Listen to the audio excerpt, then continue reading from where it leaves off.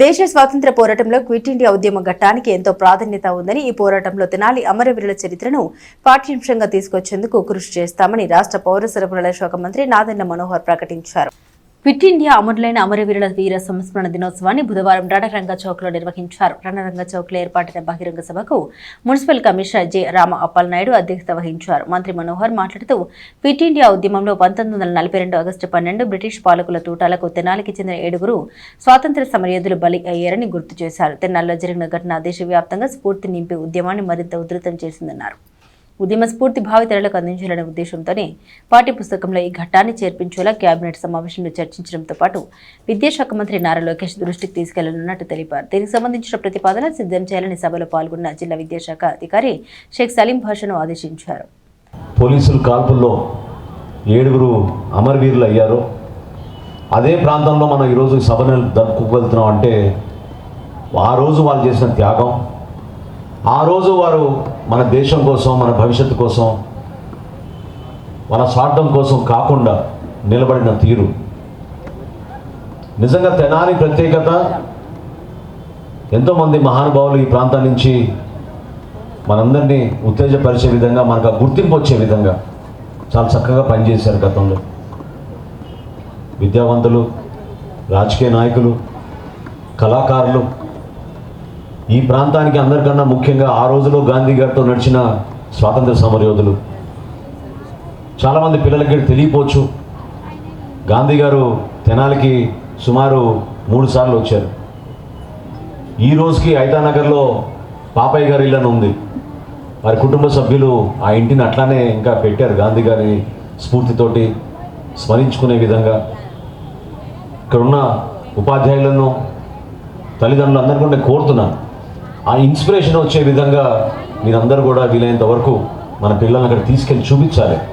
ఏ విధంగా గాంధీ గారు వచ్చి ఒక రాత్రి బస చేశారు ఐతానగర్లో ఆ రోజుల్లో అని. ఎవరైతే కష్టపడి పునాదులు వేశారో, ఎవరైతే వాళ్ళ స్వార్థాన్ని పక్కన పెట్టి వారి కుటుంబాన్ని కూడా వాళ్ళు వదిలేసి దేశం కోసం నడిచారో వాళ్ళందరినీ కూడా మనం గుర్తుపెట్టుకోవాల్సిన సందర్భం ఇది. తెనాలికి ఉన్న చరిత్ర గర్వపడే విధంగా మనం చెప్పుకోవాలి, భావితరాలకు ఉపయోగపడే విధంగా మనం వాళ్ళకి నేర్పాలి. అందులో భాగంగా ఇక్కడ డిఓ గారు ఉన్నారు కాబట్టి నేను ఆయన కూడా రిక్వెస్ట్ చేస్తున్నాను, మీరు ఒక నోట్ తయారు చేసేస్తే తప్పకుండా రాబోయే క్యాబినెట్ సమావేశంలో లోకేష్ గారి దృష్టికి తీసుకెళ్ళి సిలబస్లో ఖచ్చితంగా మన తెనాలి గురించి, క్విట్ ఇండియా మూవ్మెంట్కి ఒక స్ఫూర్తిదాయకంగా నిలబడిన ఆ సంఘటన ఏదైతే మన రణరంగ స్థలం అంటున్నాం ఈ రోజున, ఆ 7 మహానుభావులు వాళ్ళు అర్పించిన ప్రాణాలకి సరైన నివాళులు అల్పించుకునే విధంగా మనం మన ప్రభుత్వం నుంచి ఆ కార్యక్రమం చేద్దాం. మున్సిపల్ కమిషనర్ గారిని కూడా నేను కోరుతున్నాను, తెనాలి పురపాలక సంఘం నుంచి ఒక సాంప్రదాయబద్ధంగా, ఒక విలువైన సంఘటనగా, కేవలం నామాత్రంగా చేసే కార్యక్రమం కాకుండా ఈ కార్యక్రమాన్ని ఇంకా విస్తరించి మనం ప్రజల్లోకి తీసుకెళ్ళాలి. చాలా అవసరం. ఎమ్మెల్సీ ఎలపాటి రాజేంద్ర ప్రసాద్ మాట్లాడారు. క్విట్ ఇండియా ఉద్యమాల పురిటిగట్టుగా పేరుగాంచిన తెనాలి నుండి ప్రారంభమై తర్వాత జరిగిన ఉద్యమాలకు నాంది పలికిందన్నారు. అమరుల త్యాగాల్ని అందరూ స్మరించుకోవాలని పిలుపునిచ్చారు. సభలో క్విట్ ఇండియా ఉద్యమంలో అమరులైన జాస్తి అప్పయ్య, భాస్కరన్, లక్ష్మీనారాయణ కుటుంబ సభ్యుల్ని సన్మానించి ప్రశంసా పత్రం అందించారు. అలాగే వివిధ విభాగాల్లో ప్రతిభ చూపుతున్న పలువురిని సన్మానించారు. Municipal commissioner J. Rama Appalanaidu అధ్యక్షతన జరిగిన సభలో ఆర్డీఓ శ్రీ రమణి, తహసీల్దార్ గోపాలకృష్ణ, తెనాలి పట్టణ ప్రత్యేక అధికారి, జిల్లా విద్యాశాఖ అధికారి షేక్ సలీం బాషా, బీజేపీ నాయకులు కటారి వాసుదేవానాయుడు, డీఎస్పీ బి. జనరల్ తండ్రి, వివిధ కార్పొరేషన్ల డైరెక్టర్లు పాల్గొన్నారు. శ్రీ జంధ్యాల వెంకట శ్రీరామచంద్రమూర్తి గారు, శ్రీ లాసయ్య కూచిపూడి నాట్యాలయం,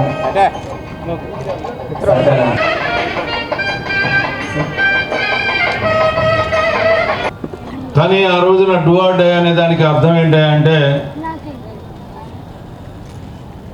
బతికి సాధించలేకపోతే చచ్చిపోయానైనా కూడా సాధిద్దామని చెప్పే ప్రయత్నం చేసినటువంటి పోరాటం అది.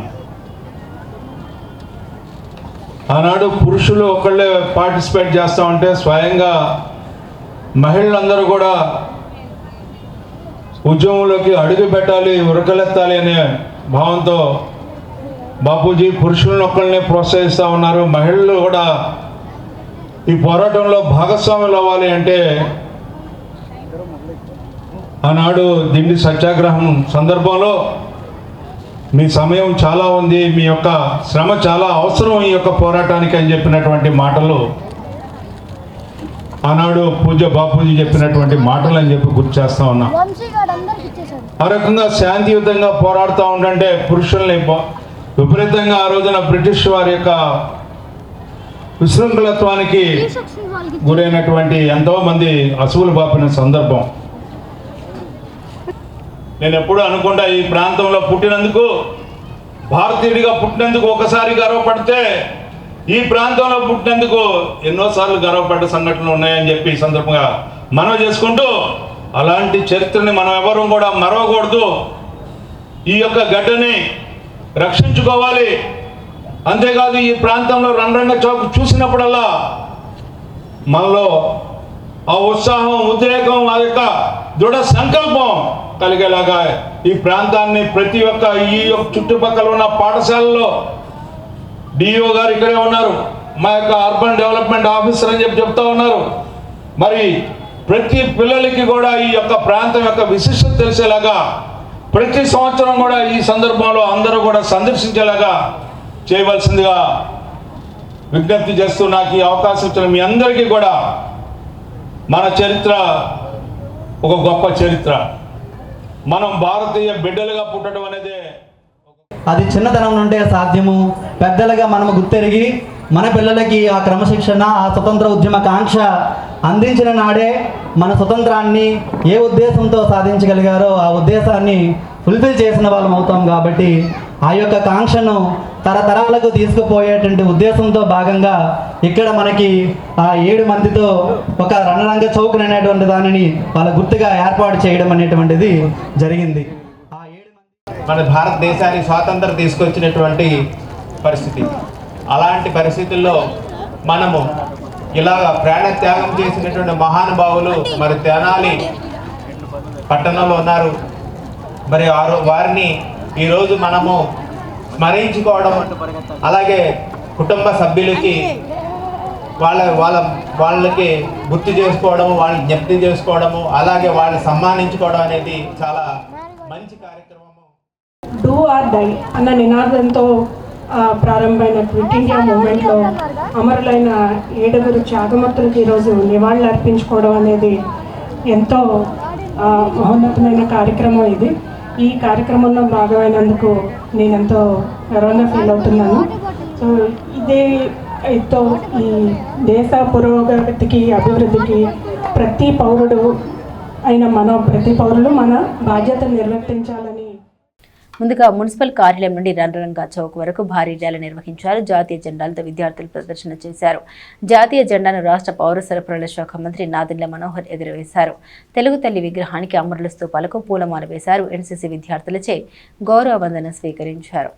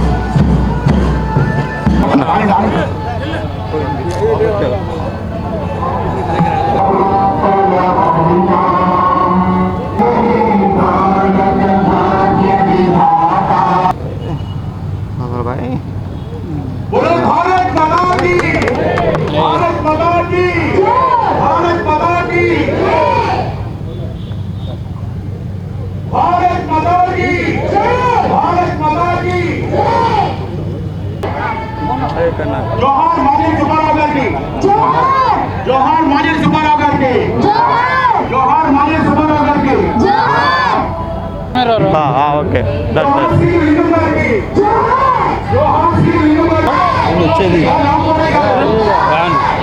అదే ఫ్రేమ్